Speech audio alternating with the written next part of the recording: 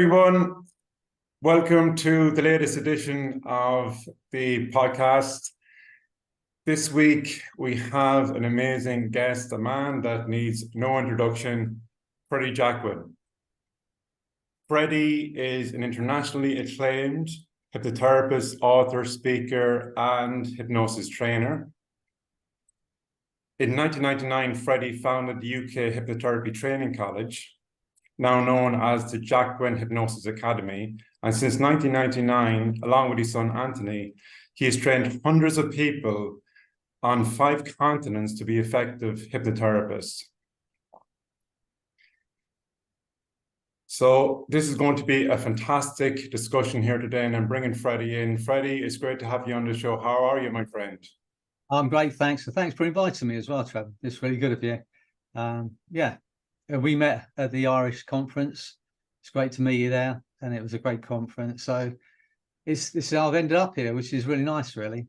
And it's strange how things go, isn't it? We had Linda Emmett as one of our students as JHA. I could listen to her voice all day long. And so we got chatting because she's great. She's phenomenal, as you know. She was one of your guests. Right. And we decided to do a workshop in Dublin. And John Scanlon came to the workshop and he met me.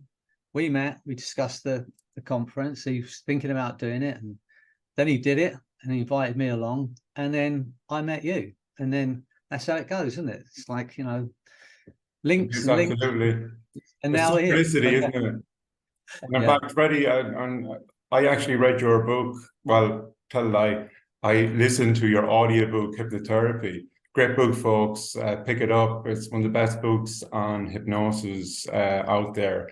Hypnotherapy, written by Freddy here. And I listened to it last year as I was driving along in the car. Eventually got through it. An amazing book. Really enjoyed it. And that was only a couple of months before I met you, as you said, last May at the hypnotherapy conference in Wicklow that John Scanlon organised. And it was fantastic to meet you. And at that point, I went to that conference with an open mind, but it was one of the best decisions that I ever made in my life to go to the conference. Folks, I wouldn't be sitting here doing this podcast now if I didn't go to this conference in last May, and I've met so many amazing people since then at the conference and since. And Freddy, you were one of the people that I met at the conference that really inspired me to keep pushing myself out of my comfort zone, and to realize, folks, at the end of the day that in many ways, our biggest limitation is ourselves and the barriers that we can place in front of us, preventing us from getting the best out of ourselves and the best out of our lives. So I want to thank you, Freddy. I'm pleased that you're doing this, maybe because we met. But on that note about our own selves being our kind of worst enemies at times.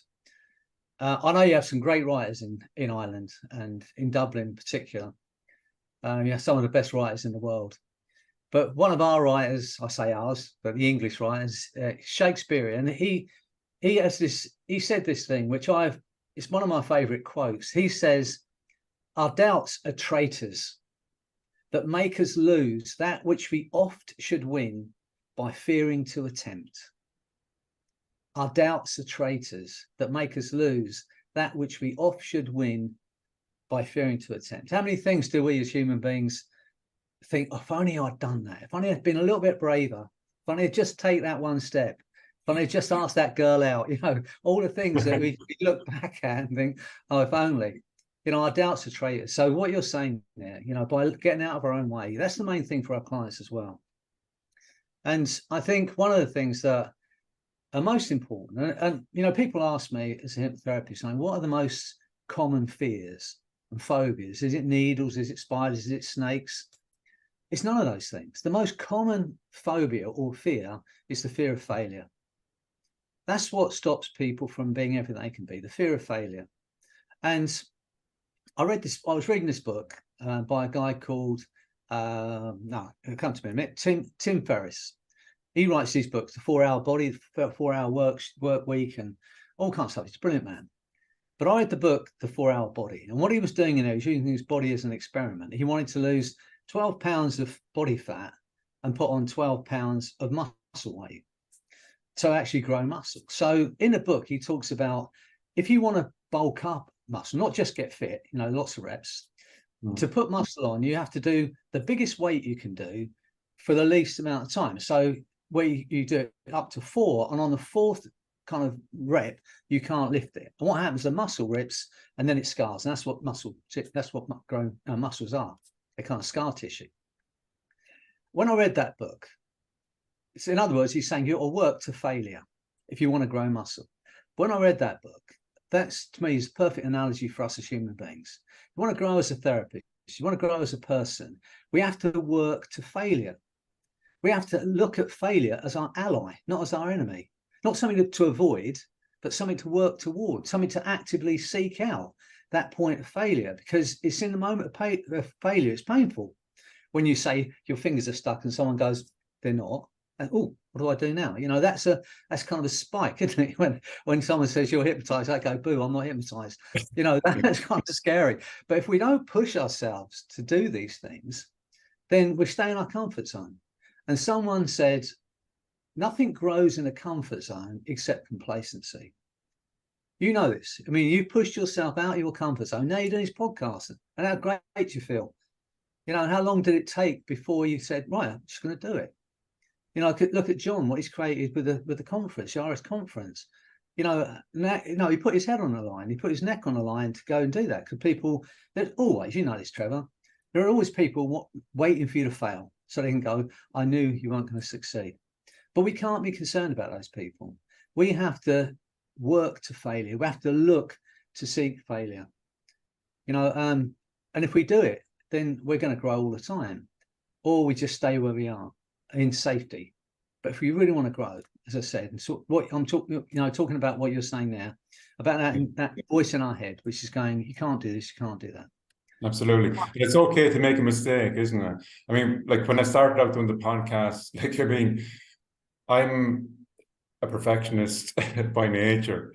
And so I was very self-critical of myself. And I think we all are kind of naturally kind of, you know, we don't like the sound of our own voice, and we can kind of be critical, overly critical of our appearance and stuff. And we see things that other people don't see.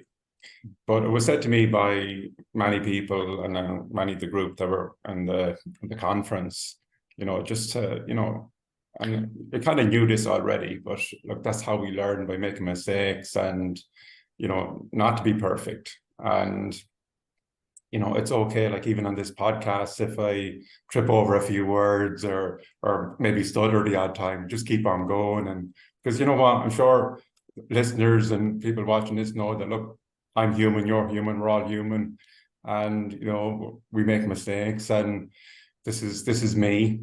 And that's a great thing I got from Carl Smith, is to, you know, just be yourself. Be yourself. That's the thing. Yeah. You know, Yes. because if you're not yourself, who are you trying to be? That's the thing. And people, especially in hypnosis, you know, we've had it, and you might have done some training. You know, I've had students come to me, and they're going to do a practice, and they're talking to you like I'm talking to you now, but they've done some clinical hypnotherapy stuff, and they're talking to their clients like I'm talking to you now. And then they say, okay, now I'm going to hypnotize you. And they go like this. And now, with your eyes closed, you can begin to relax. And I'm going, where'd the other guy go? You know, I'd speak when I'm doing hypnosis, you see me work. My voice doesn't change very much. I'm not trying to put on a special hypnosis voice. I've been speaking and communicating with this voice for a long time. And yes, we all hate to hear our own voice when we first hear it. But, you know, we've got more than anything else. In hypnosis, it's important to trust yourself, to know that you're a good enough person. When I train my students, and I say this to them, whether it's right or not, but this is what I believe. When I sit down with my client, I run this loop in my head. I care about you, and I want you to be well. You know, because I do want all my clients to have you know, an experience and have a result from our time together. And sometimes when we get into hypnosis, we can get so caught up in, am I saying the words right? Am I reading the script right? You forget to be the human being in the room. You know, to be yourself, like you say, to make mistakes, to stumble over your words now and again. I know it's okay to do that because you're being a human being. You know, you're not a robot. And so many people, when they go to these different schools, they get a script and they read the script like it's a spell. They do. I think it's just a word. It's going to do the work. You know, it's not true. You know, be yourself. I say, you know, read, if you're going to read script, read through it first. See if it resonates with you first. See if it's something you find yourself saying. Because if it's not something you're saying, it's not going to sound right when it comes from you. But just be yourself. That's the most important thing in that therapy room. To, you know, to hold that thought in your mind. I care about you. I want you to be well. Because I believe that transfers through in what you're saying, in what you're doing. You know, I had a guy came to see me once. I used to do these group smoking. I'm going to do them again, actually. I spoke to Linda Emmett about maybe running some stuff together. But I used to run these groups and I'd see 200 people at a time in these rooms. Right. So, and I was doing them all around the country. In fact, in 2006, I saw in 1 year just under 5,000 people to help them quit smoking in 1 year in groups of 200 people. So, and one day a guy came along. Well, I booked this conference room and we'd overbooked. So we had 360 people booked and I only had a room for 200. So I booked it for the next night as well. So I phoned them and said, look, you know, you can come the next night. Well, a woman came on the first night. And then on the second night, she brought her husband. And her husband looked like a poor man's Michael Caine. He had this white gabardine mac on, big black glasses, dyed blonde. I sat at the back of the room reading the newspaper. He wasn't interested in anything. So afterwards, he came to me and he said, I do with these one-day sales. He said, well, we advertise a 40-inch TV and then we sell them a Hoover. He said, that was one of those kind of things. Yeah. So he said, but I can see this is a good business. You know, you got 200 people in here, 65 quid a time, blah, blah, blah. I've done the math. He said, oh, teach me how to do it. I said, well, you can come and do our course. He said, no, I'm not interested in helping people. That's what he said, right? That's exactly what he said. I'm not interested in helping people. Teach me the words and the music and I'll go and do this. And his wife said, you're missing the point. And the thing is, if all you're thinking about is how much money you're earning when you've got someone in your seat, if that's your thought, you know, am I going to be able to pay my mortgage? You're not in the right mindset. You know, when I speak to my students, I say, instead of thinking how much money can I earn, think how many people can I help? How many people can I help? Because the money will follow. But if you're only thinking about the money, if that's what you're thinking about, you're not doing this job properly. So hold in your heart, I care about you. I want you to be well. If you think it's legitimate to say it to your client, then say it. But you must hold it and think it. Now, I think that makes the difference. You know, when you're in front of people, wanting them to, if you're presenting, wanting them to have a good time, wanting them to enjoy the thing, it makes a difference in the way you present. And you should, if you're in this business anyway, you should want that anyway. So yeah, I mean, it's just yeah. One of the things that stood out to me on your website, Freddie, which is amazingly humble, if you don't mind me saying, is that you said on your website, you are an ordinary man lucky enough to have found himself doing an extraordinary job. And I think I love that. And what, you know, you get a lot of reward and satisfaction out of doing what you're doing, don't you? Oh, it's the most amazing job. And if you can call it a job. It's like, I never get up in the morning and think, oh, I've got to go to work. I never think that. You know, and I can't ever see a time when I want to be doing this. And the joy of it is, providing I can speak and they can wheel me into the room, I can do this work. That's the joy of it. I don't need any heavy equipment. I have got a swinging watch just to frighten people. I don't even need a watch. You know, we can do this work as long as we can speak, as long as we have the right kind of attitude. So yes, I am an ordinary man. I left school at 15. I didn't even go to school for the last 3 years. I used to Skype off every day. So, you know, my actual formal education was pretty limited. I actually went and did a bachelor's degree in clinical hypnosis when I was 60. And I could honestly, seriously, I could teach you more in 3 days than you would learn on that course in 2 years. But, you know, but I went, I thought, I want to get a piece of paper. I want a bachelor's, and I've got a bachelor's science degree. If I'd known it'd been that easy, I'd done it when I was 17. You know, it was like, I thought, oh, no way I can get a degree, but now, but that's what it's like. So yes, I am an ordinary man. I love what I do. And the joy of it is, and what I'm trying to do, you saw me at the conference, I would like everybody to learn how to use these tools. I want every medic in the world to be able to use the arrow technique in their 5-minute consultation and help their clients out of pain. Those patients where they're given a maximum amount of painkillers and it's no longer touching their pain. Why would they not say, well, let me just run this with you. I'm not even going to talk to you. I'm not even going to give you any pills or potions. And I want that. I'm actually November, I'm actually presenting to like the royal doctors. You know, there's a group of doctors that for the royal household, and I'm presenting to them, and I want them to understand the power of the power they have, because they're already in that position of power. They're all in that position of being the authority in that situation, and that's major. When we do our work as well, we have to be the one least uncertain. There's a beautiful book called Beyond Pills and Potions by a guy called Stephen Brealey, I think his name is. And he's a surgeon in America. He's been doing hypnosis for 40 years. But he talks about this. We are hardwired when we're born.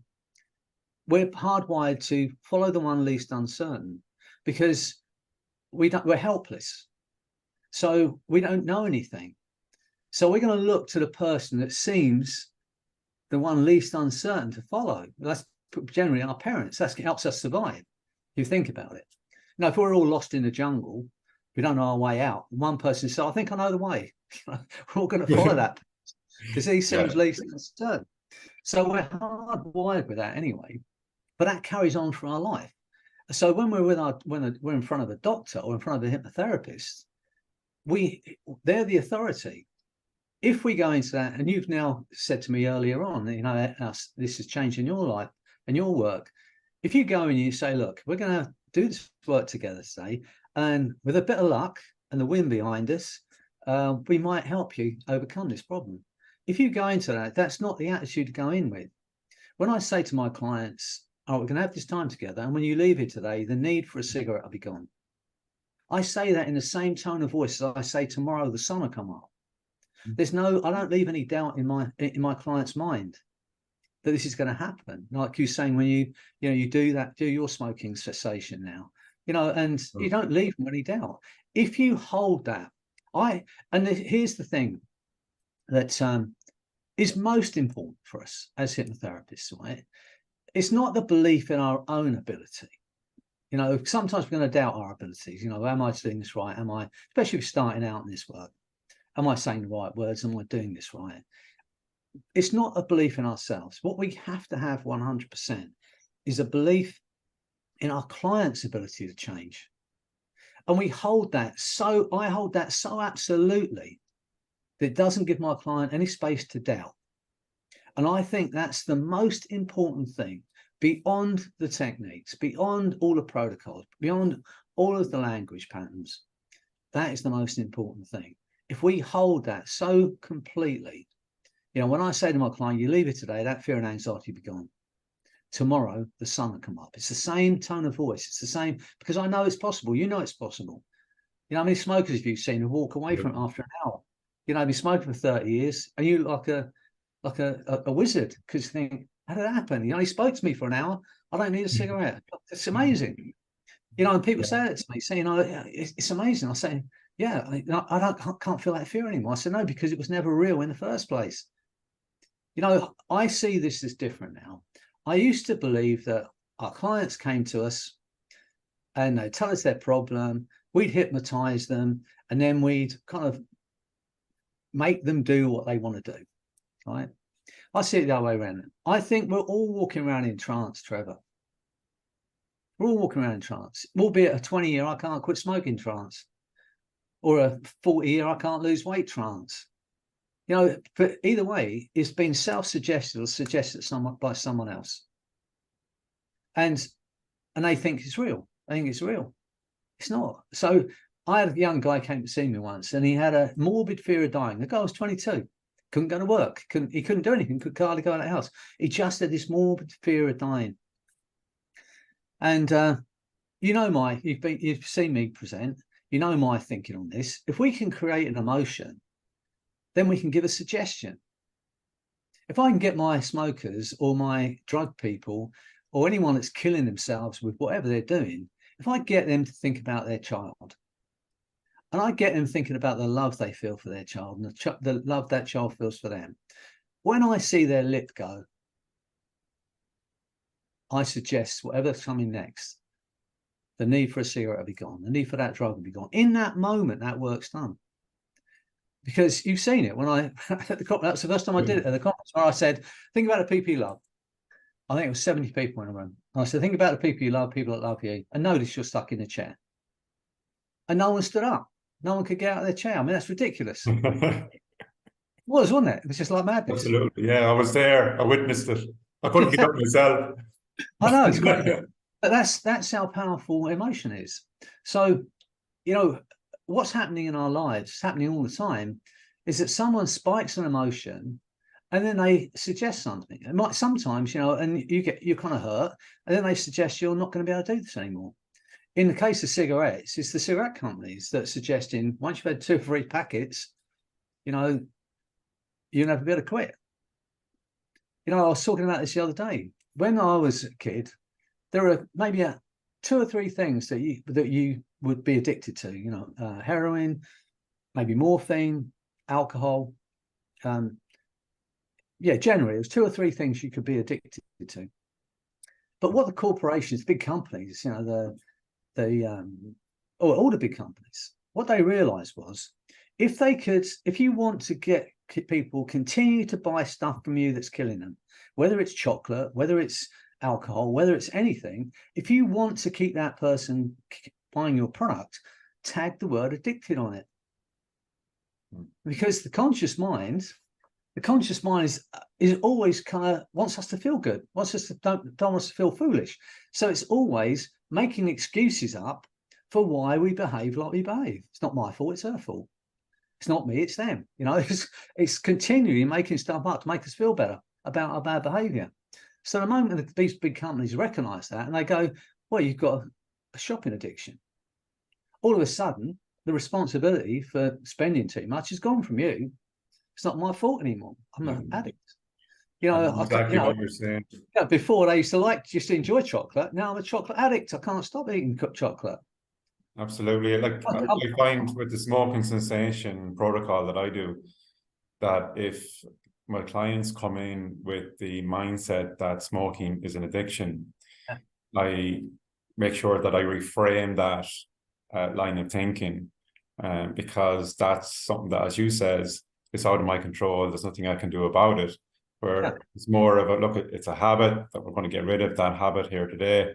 It's much more in their control. That's something that they can do. Well, there are 3 beliefs that a smoker comes into your office with. And if they go out with any of those beliefs intact, they're not going to quit smoking. And the 3 beliefs are this. First one, I can't quit. They've tried everything, tried the patches, tried the gums, tried everything else, tried willpower. And their belief when they come into your office, I can't quit. That's their major number 1 belief. That's why they come and see a magician like yourself. No, I've tried everything else. Let's go and get some woo-woo. Let's go and see a hypnotist. That's what I'm thinking.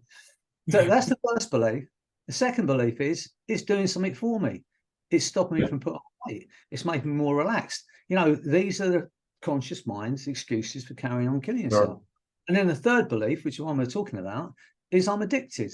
Right? If they go out with any of those beliefs intact, they're going to continue to smoke. The first one, I can't quit. It's easy to break. I talk about the people I've seen. I've seen people without their jaw, without their eye, without a leg, all the stuff without a lung, all the things that smoking does to people. I've seen all that. And I talk about these people and I say, but that's never stopped anyone doing it. And they nod. And I say, in fact, if you'd been to your doctor yesterday, said, have another cigarette, you'd die, the chance of you quitting are minimal. And they nod. And I've seen over 25,000 people to help them quit smoking. Wow. And in that moment, and every one of them's nodded at that point. Yeah. Then I say this, because I've asked them who they love most. And I've got their little girl's name, or I've got their son's name, or their wife's name, or their mother's name. And I've got that. And I say, but you have to ask the question. If you went to your doctor yesterday, he said, have another cigarette and your little girl would die, you'd quit, would you not? And everyone goes, yeah, so I would quit. I've never had to say, no, I wouldn't quit. And in that moment, Trevor, that first belief, the major belief, I can't quit, is gone. They can still smoke, but they can no longer believe they can't quit. So that's how you crack the first belief. And then the other beliefs, you know how to crack. You know, the addictive thing. I say, you're addicted. They say, yeah. I said, well, look, how long can you sleep for? I go, I'll sleep for 8 hours. Exactly. I said, you're smoking a cigarette every 35 minutes throughout the day. Then you sleep for 8 hours. You don't wake up every 35 minutes, have a cigarette, do you? They go, no.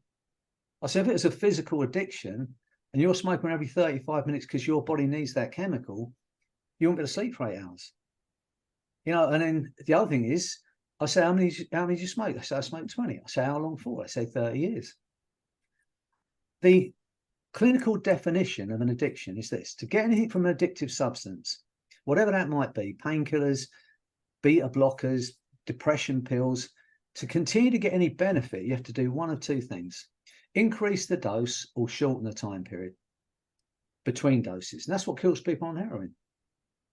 But I say, but ask anyone how many they smoke. Ask them how long they smoke that amount for. It'll be 20, 30, 40 years. You haven't had to increase the dose. So we smash the addiction thing. And then the last one is it's doing something for me. I enjoy a cigarette. So I go, okay. And I tell them this little story, and it's my favorite story. I say, my son Anthony, this is true. When he was back in the late 90s, he was at college and he bought me this book. He said, Dad, do you want to read this book? It's called Zen and the Art of Motorcycle Maintenance. He said, it's a cult book, a cult icon book. I said, okay, I'll read it. And it took me a while to read it, get my head around it. In the book, what the man's talking about is quality and what it means. But he also talks about values. And he talks about what he calls a value trap. Things that we do that are not any good for us, but we carry on doing because they have some value. And he likens one of these value traps to this monkey trap. It's called the old South Indian monkey trap. And it's a cruel but brilliant trap.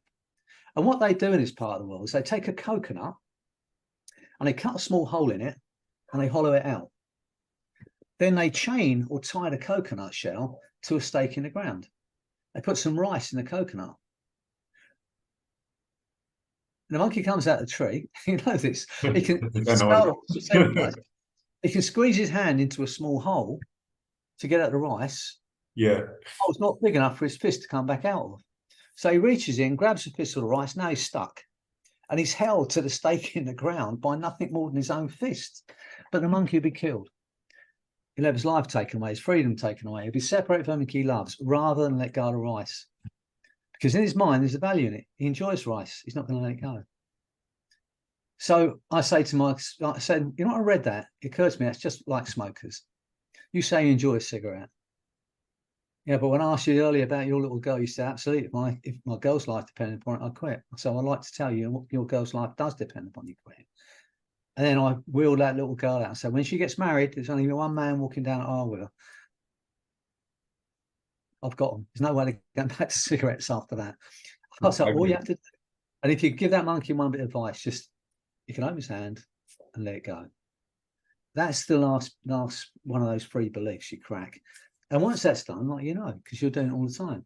Absolutely. And one of the mindset sometimes my smoking clients have when they come in is that, you know, smoking is a friend.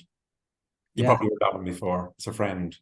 And I always reframe that line of thinking into, look, it's going to kill you. Well, I say it's a very strange type of a friend that would kill you. I've had the lucky day, and I say, you know, my cigarettes, you know, it's like when I tried to quit before, it's like I've abandoned an old friend. My cigarettes been there for all my good times and my bad times, my sad times, my hard times.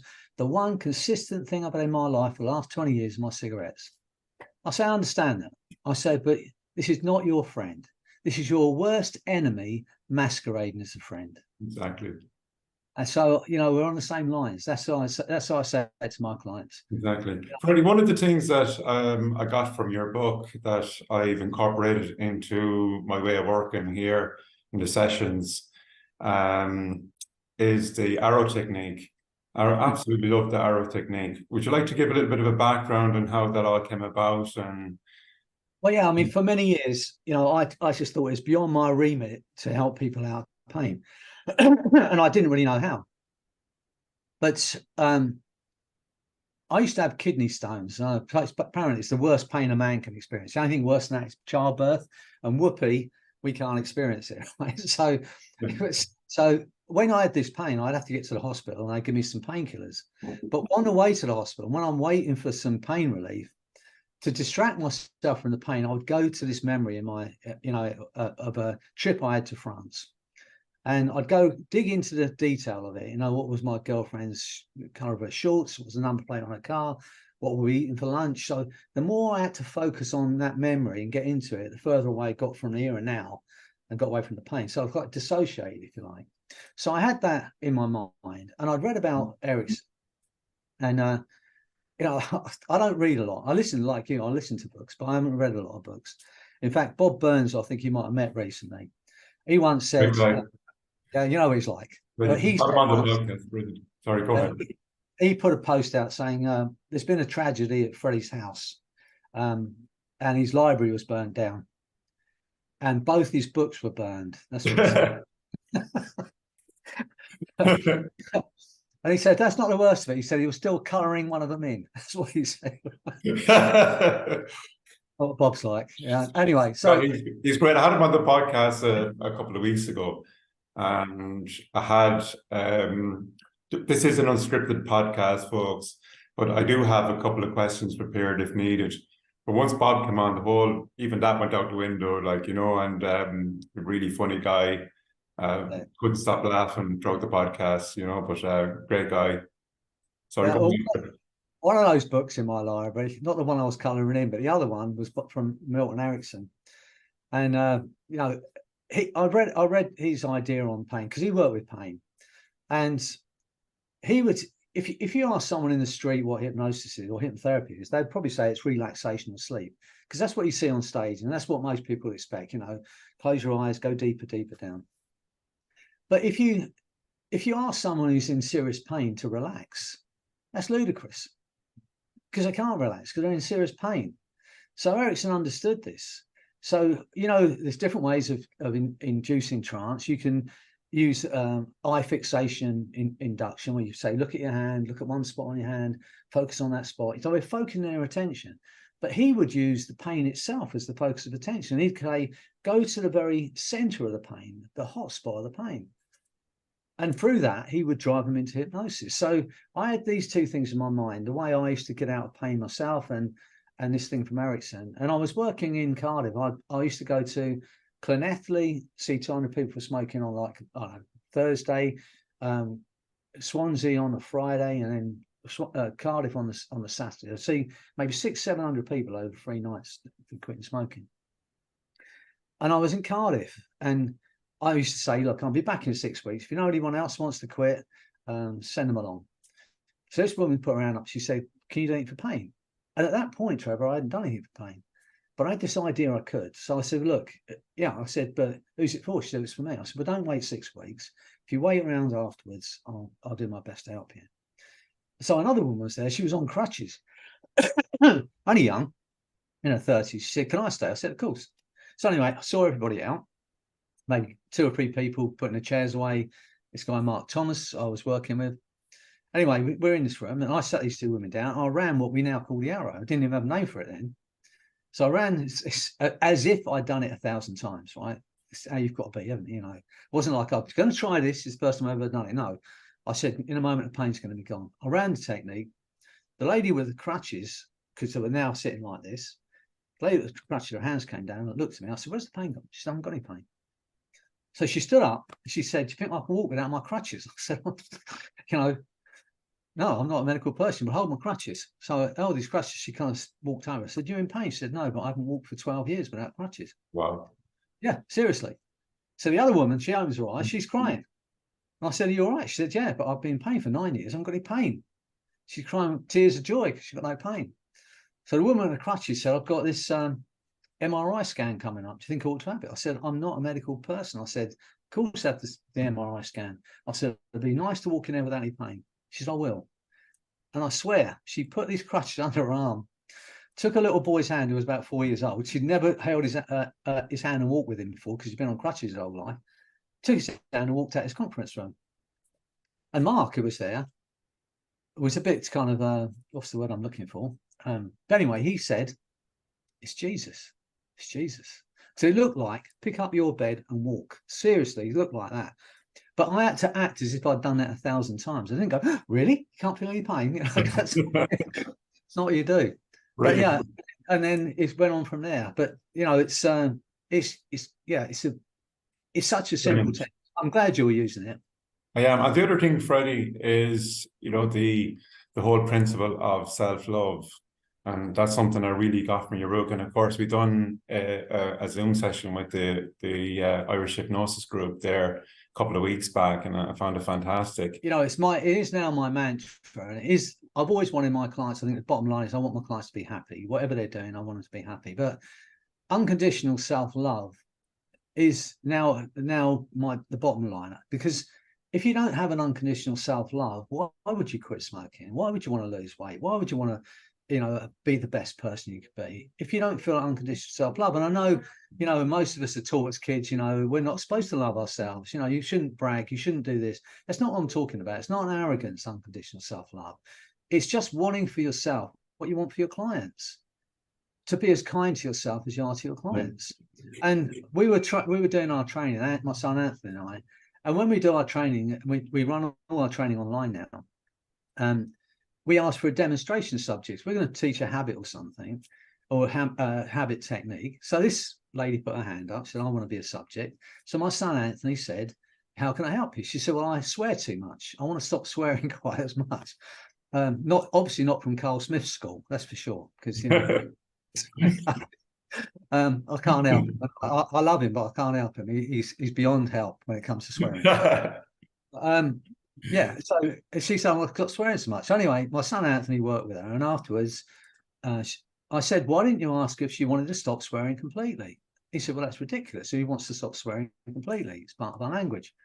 I said, well, I don't think we need to swear. I said, in fact, I'm going to stop swearing. So because I'd said it, I was very aware of when I was swearing. And I realised that all the swearing I was doing, Trevor, was at me. You effing this, you stupid that. All the swearing I was doing was aimed at me. And I was talking to a friend in Australia, and I thought it was quite kind of funny. She didn't think it was funny at all when I told her this. She said, that's self-abuse. She said, that is self-abuse. And I hadn't even looked at it like, when we're swearing at ourselves and telling, you know, ripping ourselves apart, that's self-abuse. We wouldn't talk to our kids like it. We wouldn't talk to our friends the way we talk to ourselves half the time. So I recognise, she said, what you need to feel is an unconditional self-love. And because she's a hypnotist and because she's a friend, we talked about it, and she helped me get there. And I promise you, when you get to that feeling of unconditional self-love, your life changes. Why would you feed rubbish or overfeed someone you love? Freddie, it's been an absolute pleasure having you on. Well, thanks for within here today. No. Is there any parting words of wisdom you would like to relay to our listeners before? Yes, to remind everyone that you're already a whole being. You're already the most incredible creation. You don't need to be anyone else. And the major problem we have as human beings, two major problems. One, we expect too much of ourselves. And when we don't match up to that expectation, we beat ourselves up. Recognize you're human and we make mistakes, and forgive yourself if you have to. And the other thing is mind reading. You know, they'll be thinking that, she'll be thinking this, they must be thinking that, mate. Trust me, they're not. They're all caught up in their own stuff. And once we remind ourselves we don't know what people are thinking, just live our lives to be the best we can be, whatever that might be, and do what's true to you. Try and live your own authentic self. That's it, really. Brilliant. You know, it's been great speaking to you, Trevor. Look forward to seeing you again in April. I think that's where the next conference is. In fact, I'm coming over in Dublin in January. I think I'm coming over to do a kind of 2-day workshop there. Maybe you'll come in and have a chat with us then. I'll look forward to seeing you. Indeed. But you're doing great work, you know, and I think what you're doing Really podcasts is fantastic. I'm so pleased for you. And Brilliant. I hope everyone out there has a beautiful day. Freddie, you're a gentleman, and thanks for being so kind. And I've really, really enjoyed this discussion here with you on the podcast here today. Take that feeling of unconditional self-love into everything you do, and want it for the people you're working with. You know, that's what I want for my clients. We all should be feeling it. Thanks for inviting me. It's really good of you. You're very welcome. And Freddie, listen, have a great day, great weekend. So we'll be in touch. And you, take care. Look after yourself, buddy. Take care. So, folks, it's that time again to say goodbye. Remember what Freddie said: unconditional self-love, love yourself, allow yourself to make mistakes, and keep on pushing yourself out of your comfort zone. Until next time, be good to yourselves, be good to each other, and we'll see you on the next podcast. Take care, folks.